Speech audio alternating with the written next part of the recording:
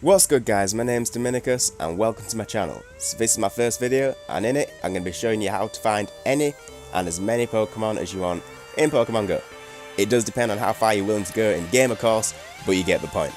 So to do that, we're going to be using things called nests. Now some of you guys may or may not know what they are, so for the people who don't know what nests are, essentially it's a location in Pokemon, well in a town, city or country, wherever it can be on your Pokemon map, where a specific type of Pokemon will spawn.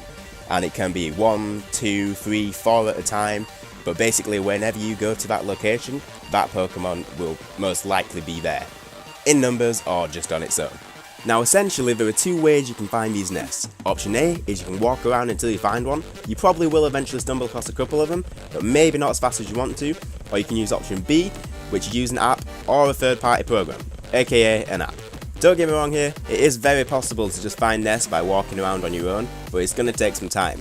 I'm pretty sure I've actually found a few nests in my own town. I think I found a Slowpoke nest, a Zubat nest, an Abra nest, possibly an Electabuzz nest, but to be honest I don't think I'm going to find that many nests in one town, so it might just be all coincidence. So to save you guys some time while you're out looking for your nests, I'm going to show you two apps right now that are guaranteed to help you find them. So the first app I got for you is an app called Pokefind. It's run by Ali and a bunch of other YouTubers. Don't know who the other ones are however, I just know Ali does have some part in it.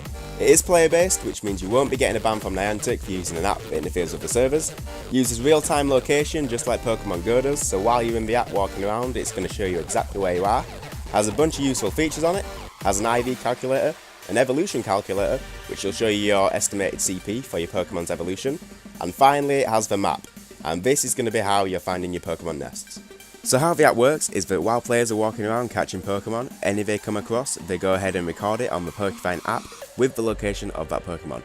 Then any other players that are also on the Pokefind app will then see it on their map and then they can go catch that Pokemon. And also it displays a timer of when that Pokemon should be despawning. Now this is all good, but there is one big flaw in this. If there aren't enough players using the Pokefind app around you, then you won't be seeing too many Pokemon popping up on the map. However, this doesn't affect how you're going to find your nests. You see, any Pokemon that have been recorded on the app will still be there for a day or so. I still haven't seen the markers of the Pokemon being removed off the map, so that means that any Pokemon that have been spotted and recorded, their markers will stay on the map.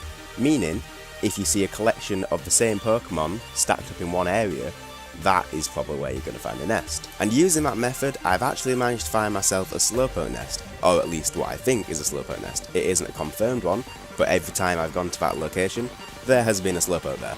So here's a clip of me actually finding one of the Slowpokes and recording it on the app. Now along with the Slowpoke nest, using this method I've actually managed to find myself what I think is a Zubat nest, an Abra nest and an Electabuzz nest, obviously not all in the same place, but all across the town that I live in. However, because it is only a small town, I think it could be a bit of coincidence seeing I don't think there will be that many nests all in one town, but either way it still helps you find where the Pokemon are going to spawn. So overall I'd say that this app is a really good app, maybe not necessarily for the finding the active Pokemon if you aren't in a highly populated place, but at least for the evolution calculator, the IV calculator, and the fact that you can use the expired Pokemon icons on the map to find yourself some Pokemon nests.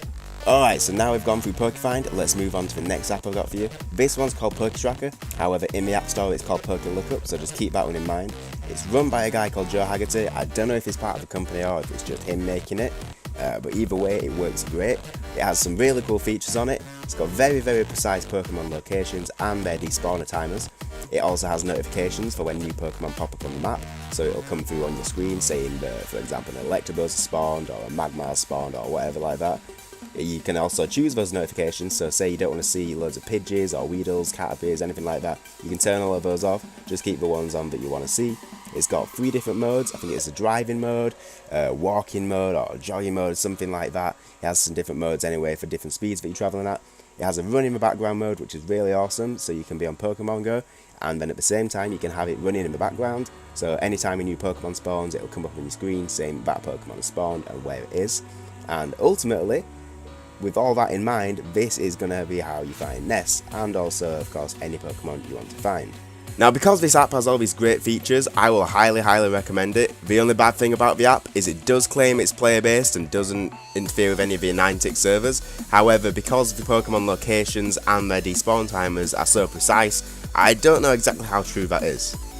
So what I'm saying is there could be a chance of a ban. However, because this app doesn't actually directly link in with your Pokemon Go account, I don't think it's actually going to be any chance of a ban. I'm just saying there could be a small chance, and I don't want to be responsible for you guys getting banned. So do use this app at your own risk. And just for that reason, I didn't actually want to use this app with my main Pokemon Go account. I actually have two accounts now. I have a level 21 or 22, which is my main one. You might have seen some footage of that earlier on in this video. And then for this video, I made a fresh account from level 1 and got it to level 10, which you'll be seeing gameplay of now, in just over an hour, which in my opinion is absolutely insane. So that should give you some idea of how many Pokemon you can catch with this app. So I hope this video is going to help you guys find a ton of Pokemon out there. I know I'm going to keep using the Pokefind Nest method I came up with. If you did like this video, then a like rating would be greatly appreciated. All comments are going to be read and replied to, and of course if you want to see more gaming related content, then hit that subscribe button to see more. My name's been Dominicus, and I'll see you guys next time.